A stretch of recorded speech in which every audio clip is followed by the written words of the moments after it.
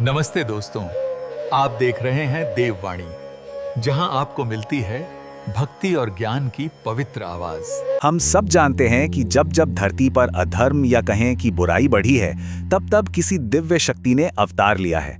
तो आज हम एक ऐसी ही बहुत अद्भुत कहानी को जानेंगे, देवी दुर्गा के जन्म की कहानी।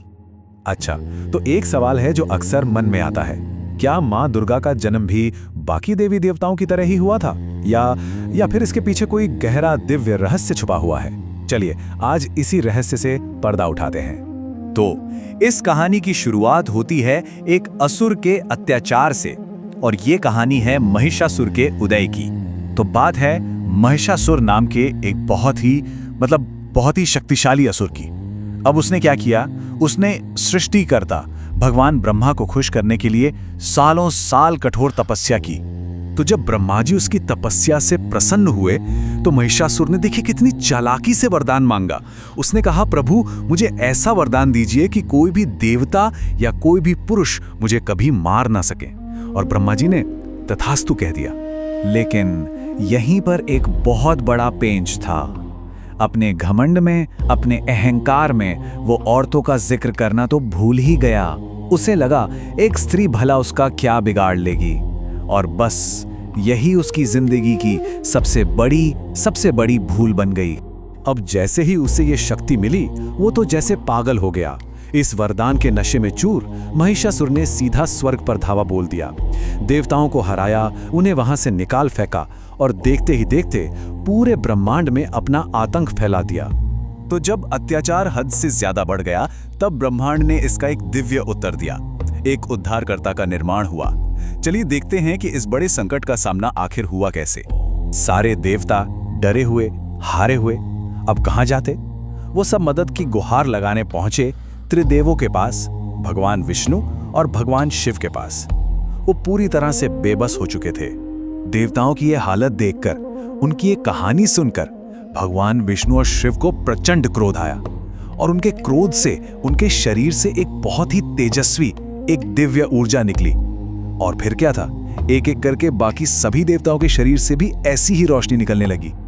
अब सोचिए, ये सारे की सारी दिव्य ऊर्जा, ये सारा तेज एक जगह पर इकट्ठा हुआ, और जब ये इकट्ठा हुआ तो इससे एक ऐसी दिव्य आकृति बनी जिनकी 10 भुजाएं थीं और जिनका चेहरा सूरज की तरह चमक रहा था।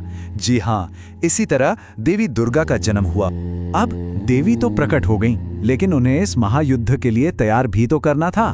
तो हर देवता ने अपनी सबसे खास, सबसे शक्तिशाली चीज उन्हें दी। देखिए, भगवान शिव ने अपना त्रिशूल दिया, तो भगवान विष्णु ने अपना सुदर्शन चक्र, इंद्र ने अपना वज्र दिया, वरुण देव ने अपना शंख, और अग्निदेव ने अपनी शक्ति दी। यहाँ तक कि पर्वतराज हिमालय ने भी अपना सबसे शक्तिशाली सिंह माँ के वाहन के रूप में भेंट किया। और बस अब कहानी अपने सबसे रोमांचक मोड़ पर आ जाती है। ये था 9 दिनों तक चलने वाला युद्ध, वो अंतिम टकराव। एक तरफ थी देवताओं की सारी शक्ति, और दूसरी तरफ था वो घमंडी महिषासुर।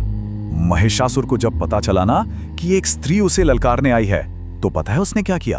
वो जोर जोर से हंसा। उसे लगा, एक औरत वो मेरा क्या बिगाड़ेगी। बस यही उसका अहंकार था जो उसे ले डूबा। और फिर शुरू हुआ एक ऐसा युद्ध जो इतिहास में अमर हो गया। देवी दुर्गा और महिषासुर के बीच ये घमासान लड़ाई 1-2 दिन नहीं, बल्कि पूरे 9 दिनों तक चली, और हर गुजरते दिन के साथ ये युद्ध और भी भयानक होता जा रहा था। और फिर वो दिन आया। 10वें दिन माँ दुर्गा ने अपना त्रिशूल उठाया और महिषासुर पर अंतिम प्रहार किया। बस एक ही वार में उसके आतंक का, उसके पूरे साम्राज्य का अंत हो गया। बुराई पर अच्छाई की जीत हुई। महिषासुर तो खत्म हो गया, पर यह कहानी खत्म नहीं हुई। ये अपने पीछे एक बहुत बड़ी विरासत छोड़ गई। तो सवाल ये है कि आखिर ये कहानी आज के जमाने में भी इतनी जरूरी क्यों है? चलिए समझते हैं। इस शानदार जीत के बाद ही देवी दुर्गा को एक नाम मिला, एक उपाधि मिली, महिषासुर मर्दिनी। इसका मतलब बहुत सीधा है, महिषासुर का वध करने वाली। और ये नाम आज भी उनकी बेहिसाब शक्ति की याद दिलाता है। और ये सिर्फ एक कहानी नहीं है, यह आज हमारी परंपरा का हिस्सा है। वो जो 9 दिन युद्ध चला था ना, उसी को आज हम नवरात्रि के तौर पे मनाते हैं, जिसमें देवी के 9 अलग अलग रूपों की पूजा होती है। और वो 10वां दिन, हाँ, जिस दिन जीत मिली थी, उसे हम विजयादशमी यानी जीत के 10वें दिन के रूप में मनाते हैं। तो इस पूरी कहानी का सार क्या है? इसका मैसेज बहुत गहरा है। पहली बात, ये हमें सिखाती है कि जब भी अन्याय और बुराई हद से बढ़ जाती है तो उसे खत्म करने के लिए कोई ना कोई दिव्य शक्ति जरूर आती है। दूसरी बात, ये हमें याद दिलाती है कि हम सब के अंदर एक छिपी हुई शक्ति है। और तीसरी, सबसे जरूरी बात, कि अगर हिम्मत और विश्वास हो तो किसी भी बुराई को हराया जा सकता है।